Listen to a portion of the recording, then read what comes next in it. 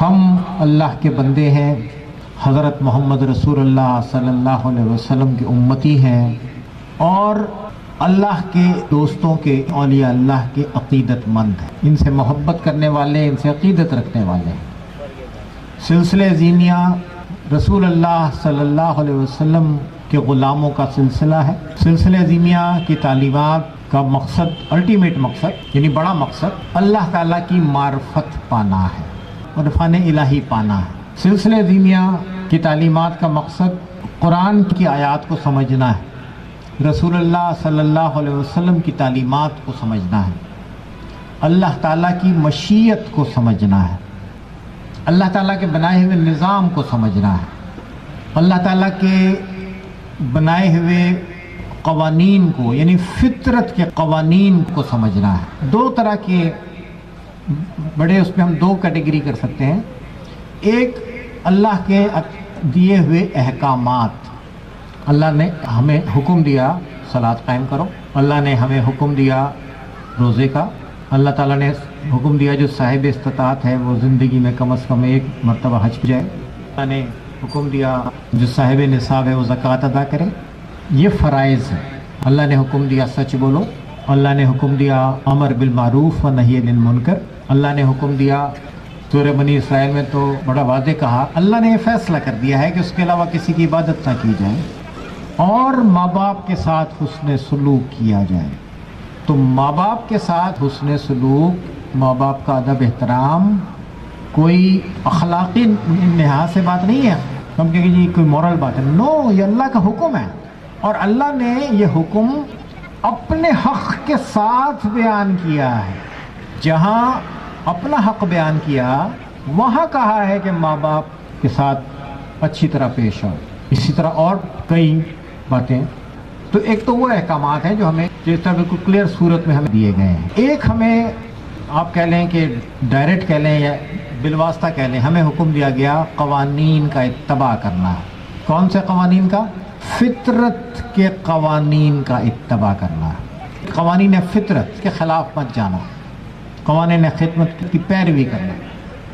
جو لوگ اللہ کے احکامات کی بجاوری کریں گے اور جو لوگ قوانین فطرت کی پاسداری کریں گے وہ فلاح پانے والوں میں سے ہوں گے۔ قوانین فطرت کے تحت ہمیں سب کو جلدی سو جانا چاہیے، صبح جلدی اٹھ جانا چاہیے، یہ نیچر کا تقاضا ہے، فطرت کا تقاضا ہے کہ لوگ غروب آفتاب کے 1.5 گھنٹے بعد 2 گھنٹے بعد سو جائیں آپ، اور طلوع آفتاب سے پہلے یا طلوع آفتاب پہ اٹھ جائیے۔ رات کا کھانا مغرب کے وقت کھا لیجیے، تھوڑا ایک گھنٹے بعد کھا لو، بس دیٹس اٹ۔ ہم 12 بجے کھانا کھاتے ہیں، تو ہم یہ قوانین فطرت کے خلاف جا رہے ہیں۔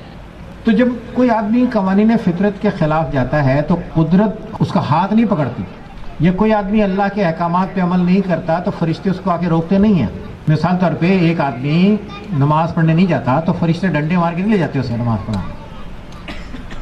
تو ایک آدمی صاف غذا استعمال نہیں کرتا، صاف پانی نہیں پیتا، تو اسے کوئی روکتا نہیں آ کے، لیکن اس کے نتیجے اس کو مل جاتے ہیں۔ بھئی ہم نے اپنا معمول بگاڑ لیا، قانون یہ کہتا ہے یا فطرت یہ کہتی ہے کہ سب لوگوں کو جلدی سو جانا چاہیے، سورج غروب ہونے کے بعد سو جانا چاہیے، 1 گھنٹے بعد، 1.5 گھنٹے بعد، اور صبح اٹھ جانا چاہیے۔ ہم 1 بجے 2 بجے سوتے ہیں، صبح دیر سے اٹھتے ہیں، تو کسی نے کیا بگاڑ لیا ہمارا؟ بھائی کوئی آ کے کوئی KMC والا تو نہیں اٹھا رہا نا آ کے جلدی اٹھو جلدی اٹھو، لیکن ہمارا بہت کچھ بگڑا۔ آپ 40+ کے لوگوں کی میڈیکل ٹیسٹ کرا لیجئے، 50% سے زیادہ لوگوں کے میڈیکل ٹیسٹ ایب نارمل آئیں گے۔ کسی کا کولیسٹرول بڑا ہوگا، کسی کا یورک ایسڈ بڑا ہوگا، کسی کا بلڈ پریشر بڑا ہوا ہوگا، کسی کی شوگر بڑی ہوئی ہوگی، کسی کے جوڑوں میں درد ہو رہا ہوگا، کسی کی آنکھیں دکھ رہی ہوں گی، کسی کے سر میں درد ہوگا، کسی کو ڈینٹسٹری کا پرابلم ہوگا، کچھ نہ کچھ ضرور ہوگا۔ کیوں؟ جبکہ آپ نے ایسے لوگ بھی دیکھے ہوں گے جو 80 سال کے، ان کے سارے دانت ٹھیک ہیں، ان کے بال بھی ٹھیک ہیں، اور کوئی 40-50 سال کا آدمی بوڑھا لگتا ہے دیکھنے سے۔ کیوں؟ نیچر کے خلاف چلنے کا منطقی نتیجہ۔ تو اللہ کے احکامات پورے نہیں کریں گے اس وقت نہیں روکا جائے گا، لیکن اس کا جو منطقی نتیجہ ہے وہ ضرور سامنے آئے گا۔ تو دو طرح کی باتیں ہیں. ایک تو یہ کہ احکامات کی بجاوری کی جائے. احکامات کی بجاوری میں بھی دو پوائنٹس ہیں. ایک یہ کہ اس عمل کو کیا جائے جس کے لیے کہا جا رہا ہے. دوسرا یہ کہ اس عمل سے منسلک مقصد کو پیش نظر رکھا جائے. جو مقصد ہے، مثال طور صلاۃ کا ایک مقصد ہے، صوم کا ایک مقصد ہے، روزے کا مقصد تقویٰ ہے، تو روزہ بھی ٹھیک طرح رکھنا ہے اور اس کا مقصد بھی پانے کی کوشش کرنا ہے. اگر وہ مقصد نہیں پا رہے ہیں تو ہمیں جائزہ لینا چاہیے کہ ہمارے اندر کہاں غلطی ہے، ہمارے اندر کہاں کمی ہے.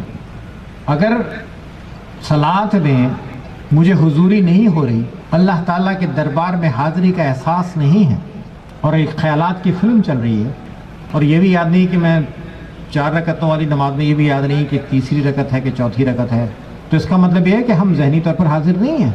اور اس کا یہ بھی مطلب ہے کہ ہم اس عمل کے مقصد سے واقف نہیں ہیں، یا واقف ہے تو اسے پورا کرنے کے لیے بالاہتمام کچھ نہیں کر رہے. یہ ذکر نبی کی محفل ہے، میلاد کی محفل ہے. محفل میلاد، ذکر نبی کی محفل منعقد کرنا بہت بڑی سعادت ہے، یہ بڑی نیکی کا کام ہے. ہدیہ نعت پیش کیا جائے، روح کو تسکین ملتی ہے. درود شریف کے ہدیہ پیش کیا جائے، دل، دماغ، روح سرشار ہوتی ہے، ایک اطمینان کی کیفیت ہوتی ہے. تو بہت بڑی سعادت ہے. ہم سلسلہ زیمیہ میں یہ کہتے ہیں، سلسلہ زیمیہ میں ہمارا یہ رائے ہے کہ جب ہم ذکر نبی کے لیے جمع ہوں تو اس اجتماع کو ایک تربیتی اجتماع بھی بنایا جائے. اس میں قرآن کے کچھ نکات پہ غور کیا جائے، رسول اللہ صلی اللہ علیہ وسلم کی تعلیمات کے کچھ نکات پہ غور کیا جائے، اور یہ اپنے معاشرے کی کچھ اچھائیوں پہ، کچھ برائیوں پہ نظر ڈالی جائے، اور یہ دیکھا جائے کہ ہمارا کون سا عمل اسلامی تعلیمات کے مطابق ہے، کون سا عمل اسلامی تعلیمات سے مطابقت نہیں رکھتا. تو یہ بھی ہماری نظر میں میلاد کا ایک بہت بڑا ایک فیض ہے کہ جو ہمیں اپنا جائزہ لینے کے لیے، اپنا محاسبہ کرنے کے لیے ایک موقع فراہم کرتا ہے.